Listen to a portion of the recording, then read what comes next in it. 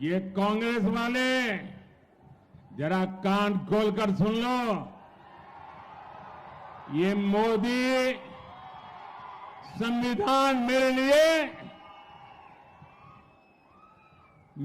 लिए मेरा धर्म ग्रंथ है। मेरी सरकार चलाने के लिए मेरा धर्म ग्रंथ है। और तुम्हें तो मालूम नहीं है, जब भारत के संविधान को 60 साल हुए, इस देश में अकेला मैं मुख्यमंत्री था, अकेला गुजरात का मुख्यमंत्री था जिसने संविधान के 60 साल का उत्सव मनाया था। मैंने सुरेंद्रनगर में हाथी के ऊपर हमारे संविधान को रखा था और संविधान का सम्मान करते हुए जुलूस निकाला था। और उस राज्य का मुख्यमंत्री हाथी पर नहीं बैठा था, संविधान हाथी पर बैठा था और मोदी पैदल चल रहा था ताकि संविधान का सम्मान हो। మిత్రులారా, నేను కాంగ్రెస్ వాళ్ళకు సవాల్ చేస్తున్నాను.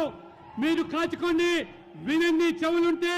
ఈ రోజు ఈ రాజ్యాంగం అంటే ఇదొక పవిత్ర గ్రంథంగా భావించే నేను, ఆనాడు దేశంలో ఒకే ఒక ముఖ్యమంత్రి గుజరాత్గా నేను ఆనాడు 60 సంవత్సరాల రాజ్యాంగం రచించినటువంటి సందర్భంగా ఒక గొప్ప పండుగగా వైభవంగా ఉత్సవాలు గుజరాత్ లో నిర్వహిస్తే ఏనుగు మీద ఊరేగింపు, ఈయన ముఖ్యమంత్రిగా మోదీగా నేను ఊరేగింపులో ఆ ఏనుగు మీద కూర్చొని ఊరేగించలేదు.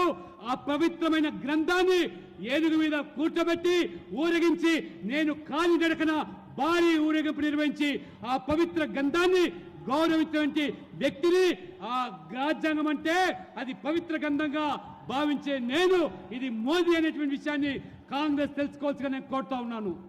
साथियों, मेरा समर्पण देश के संविधान के शब्दों के प्रति, देश की संविधान की भावनाओं के प्रति 2014 में देश ने मुझे चुन करके संसद में भेजा और जब मैं पहले दिन संसद में गया तो संविधान का प्रतिबिंब हमारे देश की संसद होती है और पहले ही जाकर के मैंने संसद के सामने सर झुकाया, अपना माथा टेका।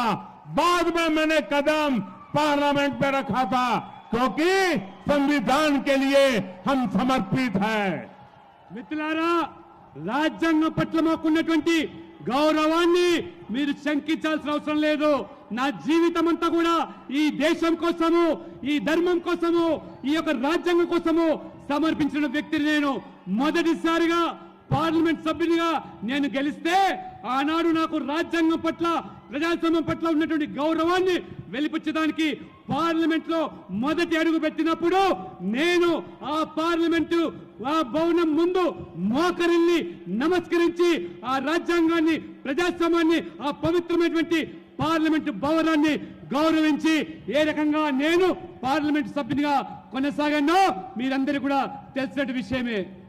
2019 में जब आपने मुझे दूसरी बार प्रधानमंत्री बनने का अवसर दिया और जब मुझे एनडीए ने अपना नेता चुना तो कार्यभार संभालने से पहले मैंने पार्लियामेंट के सेंट्रल हॉल में संविधान की किताब ला करके रखी थी। पहले मैंने जाकर के संविधान के सामने मारा माथा टेका, जैसे आप गीता, रामायण, महाभारत के सामने टेकते हो, जैसे कुरान, बाइबल के सामने रखते हो, मैंने संविधान के सामने अपना माथा टेका। उसके बाद 2019 में कार्यभार संभालने के लिए मैंने अपना भाषण दिया था। ये मोदी का संविधान के प्रति समर्पण है।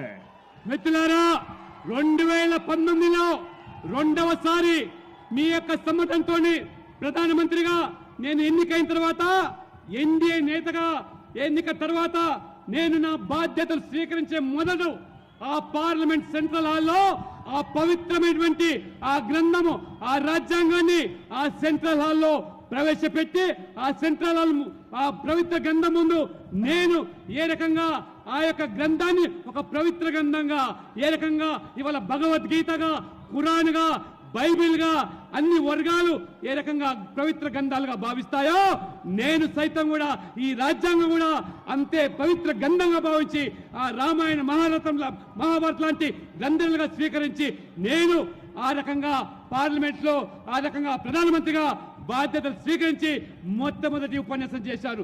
ఇవాళ మోదీ గారిని రాజ్యాంగం పట్ల శంకించేటువంటి ఈ శక్తులు వ్యక్తులు ఈ దేశ పట్ల వారికి ఉన్నటువంటి కట్టుబడి చిత్తశుద్ధి ఏమిటో దేశ ప్రజలు గమనిస్తున్నారని చెప్పి నేను మీకు తెలియజేస్తా ఉన్నాను.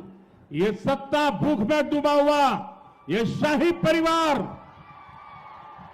कांग्रेस पार्टी के संविधान को, देश का संविधान छोड़ो, कांग्रेस पार्टी के संविधान को भी मानने को तैयार नहीं है. उसको भी उन्होंने डस्टबिन में डाल दिया है. सीताराम केसरी कांग्रेस पार्टी के अध्यक्ष थे, रातों रात उनको बाथरूम में बंद कर दिया गया, उठा करके फुटपाथ पर फेंक दिया और संविधान की परवाह किए बिना कांग्रेस पार्टी पर ये शाही परिवार ने कब्जा कर लिया. साझा दे, जरा बोलने से पहले 50 बार सोचना शुरू करो.